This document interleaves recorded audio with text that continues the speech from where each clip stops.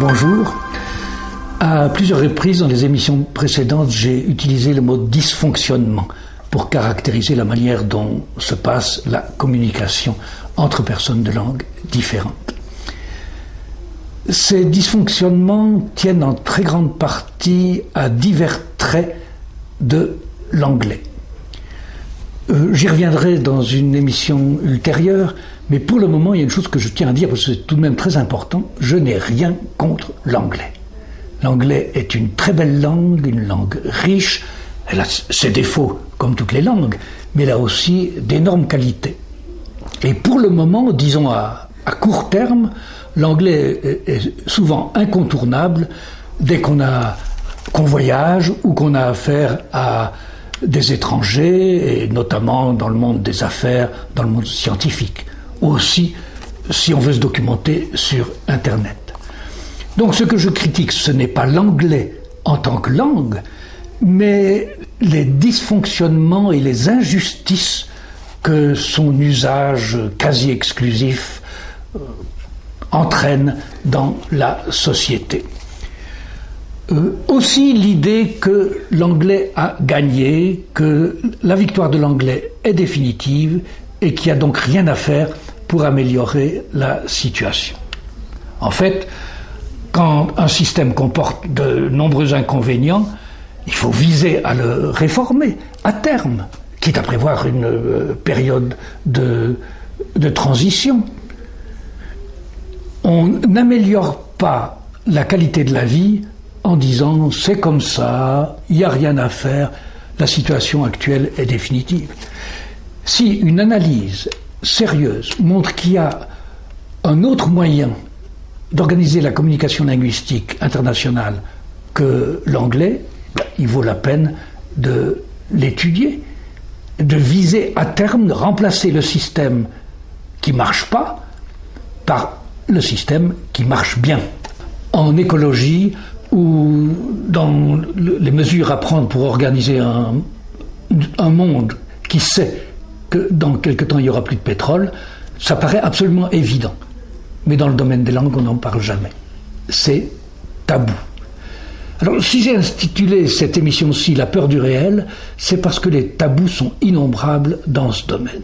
Et le tabou s'enracine toujours dans la peur de regarder la réalité en face.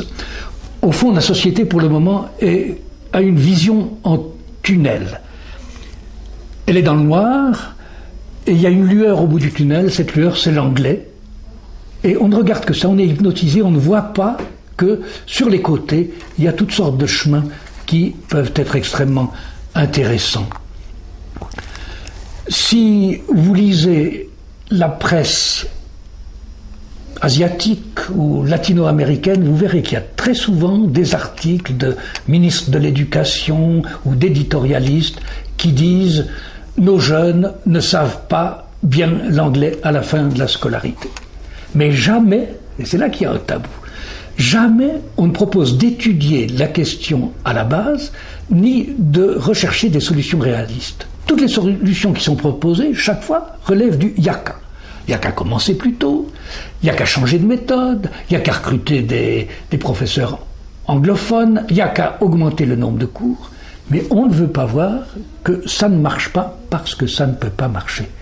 Et ça ne peut pas marcher parce que la maîtrise de l'anglais implique l'insertion dans le cerveau de centaines de milliers de détails, de données dont le nombre est absolument incompressible. Un petit Américain de 5 ans, par exemple, fait encore des fautes qui le rendraient ridicule s'il était adulte. Il dit « foots » au lieu de « feet » ou « he comed » au lieu de « he came ».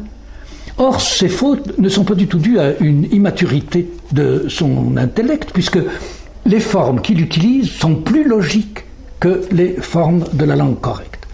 Ces fautes tiennent aux incohérences de la langue anglaise. Or, ce petit garçon, il a baigné dans l'anglais pendant plus de 20 000 heures. Si 20 000 heures d'immersion totale dans la langue anglaise ne protègent pas contre le risque d'erreurs graves, qui rendent ridicule, comment voulez-vous assurer la maîtrise de l'anglais avec 1000 à 2000 heures de cours pour des étrangers. Surtout que l'enfant en question, il assimile ça à un âge où la souplesse mentale et la mémoire sont bien plus performantes que chez un adulte. Bon, il y a peut-être parmi vous des gens qui se disent « mais après tout, moi l'anglais je le sais très bien ». Et pourtant, à part les cours que j'ai eus en classe, je n'ai fait que passer une année en Angleterre, par exemple comme fille au père. Alors c'est vrai que si on baigne une année entière dans un milieu de langue anglaise, on devient opérationnel dans cette langue.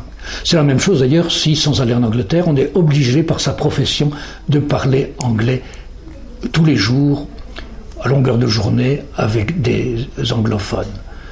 Mais ce n'est pas demain qu'on pourra envoyer chaque jeune passer une année dans un pays de langue anglaise. Et puis même, si vous êtes très bon, vous n'êtes pas à égalité avec un anglo-saxon.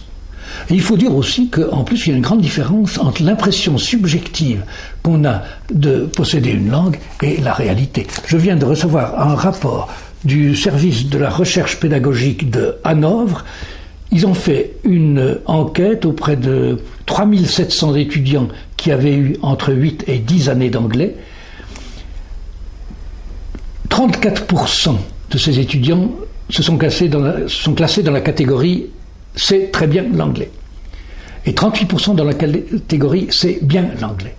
Mais quand on a vérifié leur niveau en langue, il n'y avait que 1% qui méritait le « très bien » et 4% le « bien ». En fait, au lieu de regarder la réalité en face, la société se complaît dans l'imaginaire. Elle croit que la traduction et l'interprétation sont efficaces. Elle ne s'occupe pas du tout de l'usage qu'on pourrait faire des montants énormes qui sont investis dans le gouffre des services linguistiques, alors qu'on pourrait sauver des vies, soulager des souffrances, relancer l'économie, etc. Elle minimise les inconvénients qu'il y a à empêcher les gens de communiquer entre égaux. Or, une négociation, c'est comme un match de tennis, on se renvoie la balle. Et obliger quelqu'un à s'exprimer dans une langue étrangère, c'est comme obliger un droitier à se servir de la main gauche. C'est inimaginable, c'est extrêmement injuste. On minimise aussi les difficultés des langues, on croit que l'enseignement scolaire permet d'arriver à un niveau de maîtrise, ou même que sans ça il suffit de s'y mettre. Et bref, en gros, pour la société en général, la barrière des langues n'existe pas en tant que problème sérieux. Il y a bien quelques inconvénients, mais ils ne sont pas si graves que ça, et après tout, ils sont résolus par l'anglais, qui est la langue qui se parle entre étrangers. Mais ça, c'est une idée complètement fausse. Vous ne verrez jamais sur un chantier des ouvriers kosovars, algériens et portugais s'exprimer en anglais.